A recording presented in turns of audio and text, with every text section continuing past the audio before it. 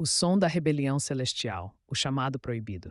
Eles quebraram o silêncio do céu, e você nunca deveria ouvir isso.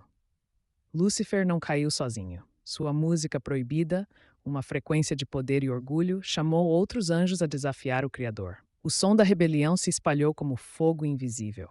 Alguns dos caídos foram aprisionados, outros caminham entre nós carregando a memória daquela guerra silenciosa. E quem sabe, certos sons da terra ainda guardam esse eco antigo. Nas cavernas, nas pirâmides, nas florestas, ele espera por aqueles que ousam escutar. O paraíso foi quebrado, e o som dessa quebra ainda sussurra para quem tiver coragem de ouvir.